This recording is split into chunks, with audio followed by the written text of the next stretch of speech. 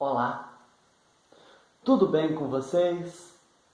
A resposta, eu acredito que vai ser tudo bom. Ainda que estejamos destruídos, quando alguém nos pergunta tudo bem, via de regra nós falamos tá tudo bem. Porque parece que a gente não pode demonstrar a nossa tristeza, como se, principalmente para o cristão, o sofrimento fosse pecado. Nós temos que engolir o nosso choro. Será que é errado chorar, entristecer? Será que é errado lamentar perdas materiais, perdas sentimentais ou alguns insucessos? Vamos pensar um pouco?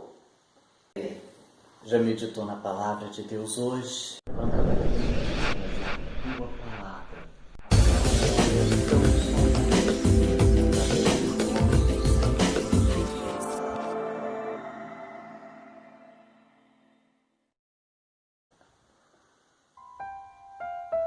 O texto da nossa meditação é o texto de Samuel, primeiro livro, capítulo 30, versículo 4 e versículo 6. Então Davi e o povo que se achava com ele ergueram a voz e choraram, até não terem mais forças para chorar. Davi muito se angustiou, pois o povo falava de apedrejá-lo, porque todos estavam em amargura, cada um por causa de seus filhos e de suas filhas. Porém Davi se reanimou no Senhor seu Deus.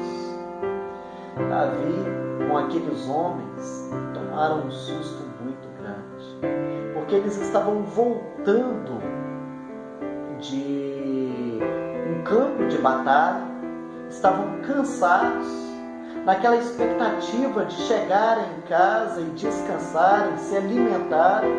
Mas quando chegam em casa, a cidade deles estava toda queimada.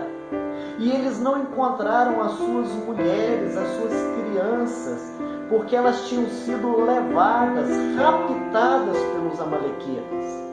Não sobrou naquela cidade animais, mulheres ou crianças. Estava toda queimada. E quando Davi e aqueles homens se deparam com aquela situação, eles começam a chorar. E eles choram, e eles choram, e eles choram. E o texto nos diz que Davi e o povo ergueram a voz. Não foi aquele choro contido, não foi aquele choro silencioso, mas foi aquele choro de soluçar, porque eles choraram até não terem mais forças para chorar. Muitas vezes nós ouvimos frases do tipo, engole o choro. Ou quando alguém nos pergunta, e aí, tudo bem? A nossa resposta mais que automática é, está tudo bem.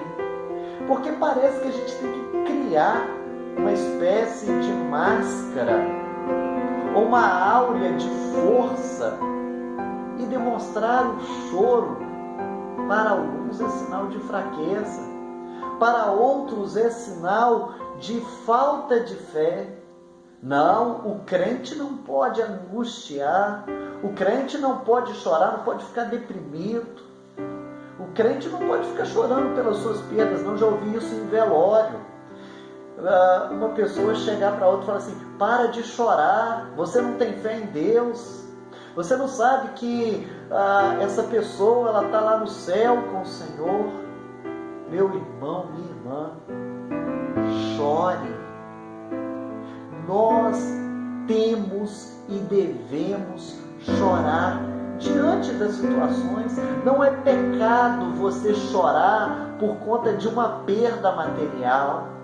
Não é pecado você chorar porque você não foi aprovado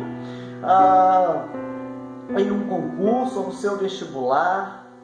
Não é pecado você chorar porque você ficou sabendo da doença de um ente querido ou porque uma pessoa que você amava veio a falecer. Claro que não. Enquanto crentes, nós também choramos. Nós temos que entender que sofrer não é pecado. E o luto não é sinal de fraqueza. ou pelo menos não é algo que nós devamos evitar. Nós temos que expressar aquilo que nós sentimos, não há erro, não há mal nenhum nisso. Me chama a atenção, Davi, um homem segundo o coração de Deus, no meio do povo, chorando e chorando. Talvez o líder fosse aquele que não devesse chorar. Davi não demonstra sua fraqueza não, porque os homens vão desesperar. Você é o líder, você não pode chorar, você não pode ter problemas, ou você não pode aparentar os seus problemas. Sabe o que Davi fez? Ele chorou. E ele chorou, assim como o nosso Senhor Jesus Cristo. Nós conhecemos bem este que é talvez um dos menores versículos da Bíblia. Em algumas versões é o menor versículo da Bíblia. Jesus chorou. Algumas pessoas imaginam que o choro de Jesus, registrado no Evangelho de João, foi uma lágrima que escorreu na sua face e que ali mesmo evaporou. Aquele choro silencioso, eu não acredito nisso.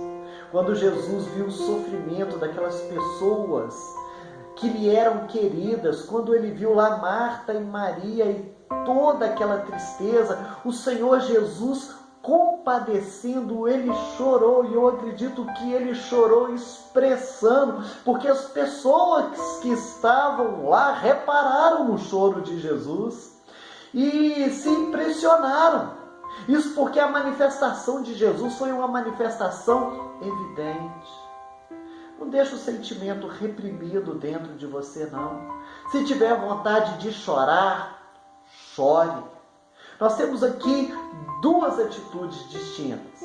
Nós temos a atitude de Davi e nós temos a atitude dos demais do povo. Porque fala que aqui todos estavam em amargura.